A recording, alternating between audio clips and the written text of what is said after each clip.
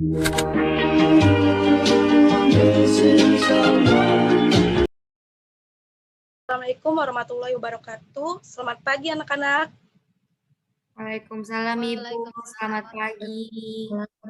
Pagi Bu. Bagaimana kabar kalian semua hari ini? Alhamdulillah baik, Bu. Alhamdulillah jika keadaan kalian semua sehat. Baik, sebelum memulai pembelajaran hari ini, alangkah baiknya kita berdoa terlebih dahulu yang dipimpin oleh ketua kelasnya. Silakan Kenanga. Oke, baik Bu. Teman-teman, sebelum kita memulai kegiatan belajar hari ini, alangkah baiknya kita berdoa menurut agama dan kepercayaan masing-masing. Berdoa dimulai.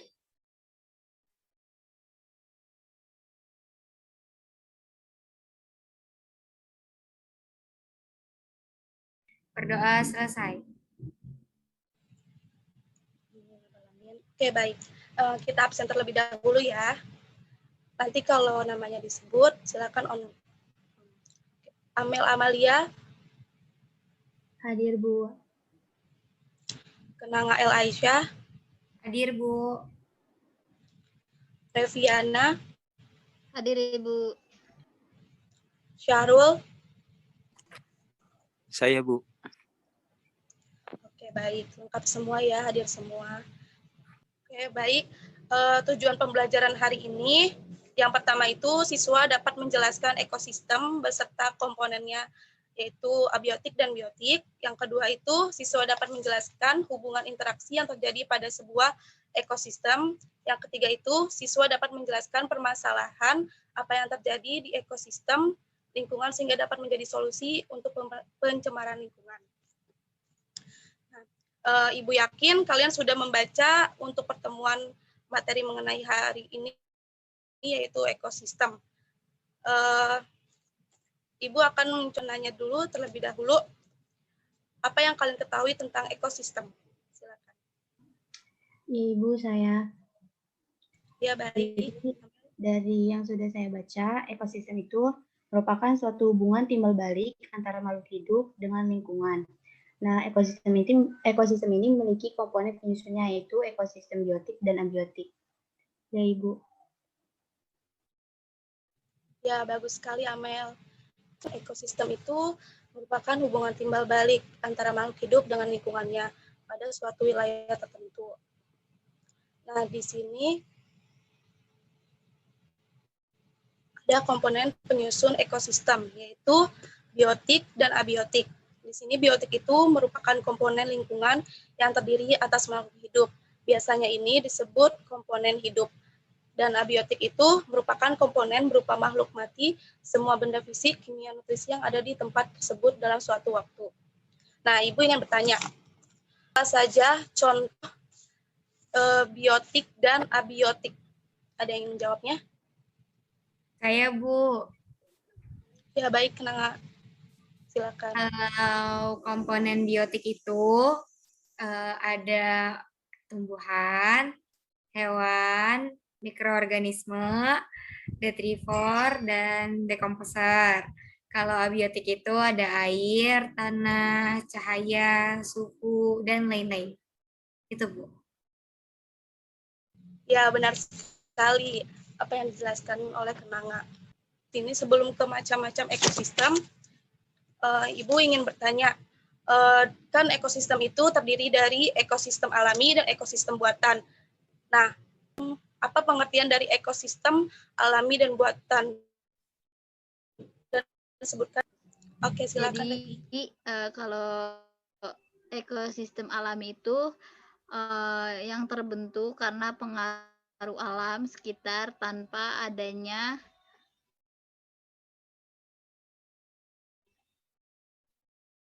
campur tangan itu kolam ikan, waduk. Sudah, Ibu. Ya, bagus sekali Reviana. Di sini ada macam-macam ekosistem. Yang pertama, ekosistem darat. Ini ekosistem air payau, ekosistem laut. Ciri utama ada interaksi antar spesies. Yang pertama itu ada mutualisme. Yang kedua itu parasitisme, komensalisme, predasi. Di sini Ibu yang bertanya lagi, sebutkan contoh-contoh dari masing-masing interaksi antar spesies. Ada yang ingin menjawabnya? Karena sedikit terkendala oleh sinyal. Ya, boleh. Boleh, Bu. Baik. Masing contoh interaksi di sini yang pertama ada mutualisme. Untuk contohnya itu kupu-kupu dan bunga.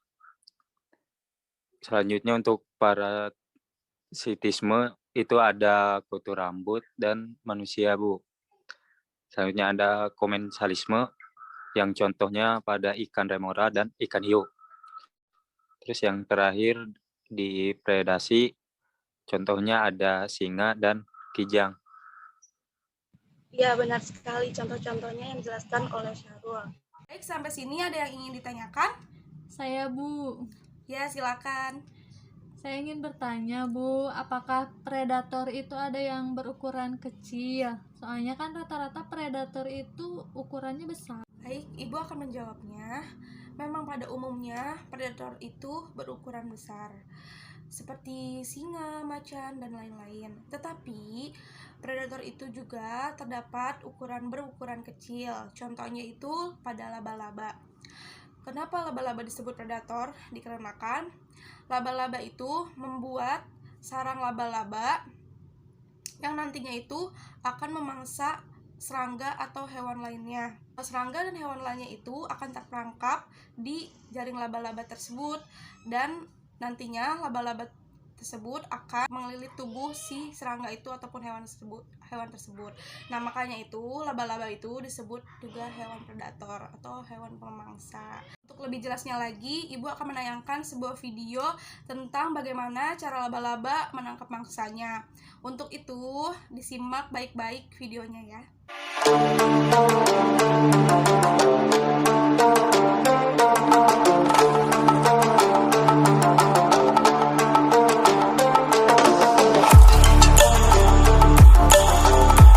Nah, selanjutnya di sini terdapat gambar tentang pencemaran lingkungan, pencemaran di air. Nah, saya ingin membuat kelompok untuk menganalisis faktor penyebab apa yang bisa menimbulkan pencemaran di air dan bagaimana solusi pemecahan untuk menanggulangi pencemaran air. Oke, Ibu bagiin kelompoknya ya. Kelompok 1 ada Kenanga dan Syahrul. Kelompok 2 Amel dan Reviana. Nah, hasil diskusinya nanti dipresentasikan. Diskusinya itu 15 menit. Apakah cukup? Cukup, Bu. Cukup, Bu. Oke, baik. Waktu diskusinya 15 menit ya. Bagaimana hasil diskusinya? Apakah sudah selesai? Sudah, Ibu. Sudah, Bu. Oke. Kelompok 1 terlebih dahulu ya untuk memaparkan hasil diskusinya. Silakan kelompok 1 perwakilannya. Oke, Bu. Assalamualaikum warahmatullahi wabarakatuh. Waalaikumsalam warahmatullahi wabarakatuh. Oke, perkenalkan, nama saya Kenanga Aisyah, mewakili kelompok 1 akan memaparkan hasil diskusi kelompok kami. Oke, berdasarkan hasil diskusi kami, dari gambar yang sebelumnya udah Ibu Guru tampilin tadi ya, Bu. Jadi dari gambar itu kan nampak kalau itu tuh gambar pencemaran lingkungan. Secara spesifik itu gambar atau ilustrasi dari pencemaran air gitu yang terjadi di sungai. Seperti itu. Nah, banyak faktor yang dapat menjadi penyebab dari pencemaran air, yaitu dari limbah, baik limbah industri maupun limbah rumah tangga. Nah, kalau limbah industri itu misal dari pabrik kayak gitu-gitu, misalnya ada sisa-sisa cairan kimia dari pabrik tertentu, misalnya pabrik obat gitu-gitu yang dibuang secara sembarangan ke sungai gitu. Kemudian kalau dari limbah rumah tangga itu misalnya sisa sabun dari deterjen dan lain-lain gitu yang alirannya berakhir di sungai. Maka dari itu menyebabkan pencemaran air gitu Bu. Jadinya merusak juga ekosistem yang ada di air.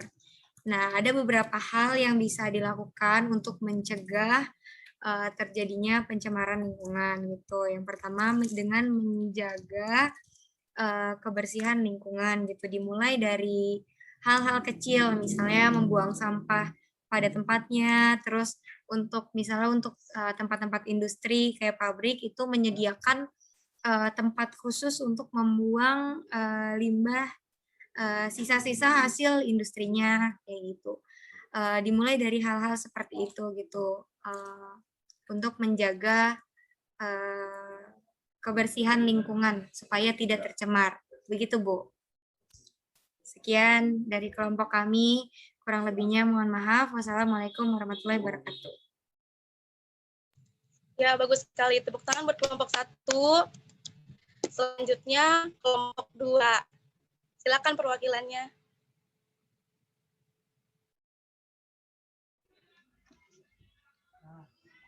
Ya Bu, jadi faktor penyebab pencemaran air itu yang pertama itu pembuangan limbah industri ke perairan dan limbah rumah tangga ke sungai. Terus ada penggunaan pupuk pestisida yang berlebihan, terjadinya erosi tanah, penggunaan racun dan bahan peledak untuk menangkap ikan, tumpahan minyak, terus solusi pencemaran air, melakukan pengolahan limbah dengan benar, terus menggunakan bahan-bahan yang ramah lingkungan, tidak membuang sampah di sungai atau sumber air lainnya, menggunakan deterjen yang ramah lingkungan, rutin melakukan upaya pembersihan sumber air, dan menanam pohon di setiap lahan yang tersedia. Sudah, Bu. Ya, benar sekali. Tepuk tangan buat kelompok 2. Oke, sudah bagus buat kelompok 1 dan kelompok 2 pemaparan hasil diskusinya. Jadi, buat kesimpulan bergambar tersebut, yaitu faktor yang menyebabkan pencemaran dari gambar tersebut, yaitu diantaranya limbah rumah tangga seperti deterjen, terus limbah hasil industri, penangkapan ikan dengan cara yang tidak semestinya, yang membuat air itu tercemar. Dan solusinya itu kurangi penggunaan deterjen dan semestinya kita harus memakai deterjen yang ramah lingkungan. Terus jangan membuang sampah sembarangan dan sadar akan kelangsungan ketersediaan air. Oke. Selanjutnya, Ibu akan membagikan soal berupa pilihan ganda yang nantinya akan Ibu kirim melalui grup WA. Nanti kalian kerjakan dan dikumpulkan hari ini. Dan dikumpulkannya itu melalui email Ibu ya. Untuk materi minggu depan, Ibu akan membahas tentang masih mengenai ekosistem, tetapi materinya tentang daur biogeokimia. Buat minggu depan ada tugas yaitu kalian membuat satu siklus daur biogeokimia ya. Dan dikumpulkan minggu depan kita bahas. Oke, dari pembelajaran hari ini siapa yang ingin menyimpulkan? Saya Bu. Ya, silakan Kenanga. Oke, kesimpulannya yaitu mengenai ekosistem. Ekosistem itu kan merupakan hubungan timbal balik antara makhluk hidup dengan lingkungannya.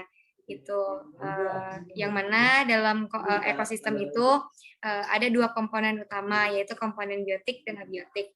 Komponen biotik itu komponen hidup gitu ya. Jadi isinya tuh makhluk hidup, entah itu hewan, tumbuhan, mikroorganisme dan lain-lain. Kalau abiotik itu yang tidak hidup, misalnya air, tanah, udara, suhu dan lain-lain. Kemudian ada beberapa konsep hubungan gitu ya dalam ekosistem ini. Yang pertama itu ada mutualisme, parasitisme, komensalisme, dan predasi. Sekian Bu dari saya. Kurang lebihnya mohon maaf. Ya, bagus sekali Kenanga kesimpulannya untuk pembelajaran hari ini. Sekian pembelajaran kita hari ini. Mari kita bersama-sama mengucapkan hamdalah. Alhamdulillahirabbil alamin. Alhamdulillahirobbilalamin. Ya, sekian dari Ibu. Wassalamualaikum warahmatullahi wabarakatuh. Tetap semangat dan tetap Waalaikumsalam. Warahmatullahi wabarakatuh. Baik Ibu, terima kasih.